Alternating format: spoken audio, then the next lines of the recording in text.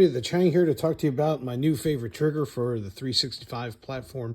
But before we get into that, please give us a thumbs up.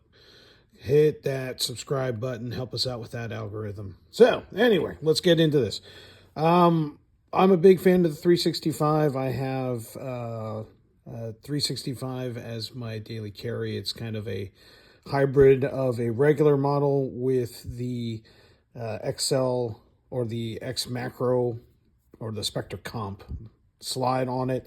And just the hand size wise, it fits my hand, my tiny hamburger patty, Vienna sausages, fingers, hands, better than my standard Glock that I use for everything. So I've created this kind of test bed. I got a fuse to test out as a teaching gun, and not necessarily as an everyday carry, but to use as a teaching gun. And still, even with the smaller grip size on the 365 platform, the stock trigger reach is still a little bit too far for me.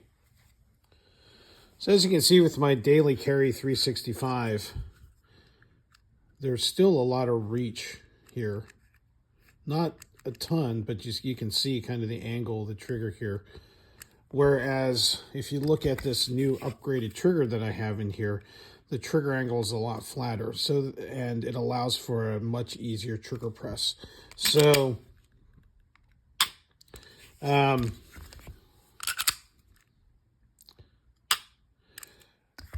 easier for me to reach. It's from a company called MCarbo. I've done a review on a lot of their other products, mainly for the Kel-Tec platforms.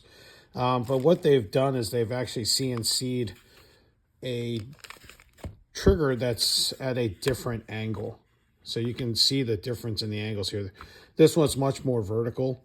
It's also a little bit thinner versus this is a MIM part. Here's the stock trigger that was in this gun. It is something that you could pop out yourself. However, it does take time because the way the trigger goes on and the way all the pieces are stacked in the firing module there, fire control module, they're all stacked. So you have to take a whole bunch of things apart. I would warn you against using the MCarbo video set that shows you how to put the trigger in, because they have you even taken it all the way down, like the sears, almost the sear coming out, and it's a lot of stuff that comes out that's not necessary to come out. So what I would do is look at Sig Guy's video, and he shows you if you're just doing the trigger. MCarbo likes to package this trigger with a sear spring.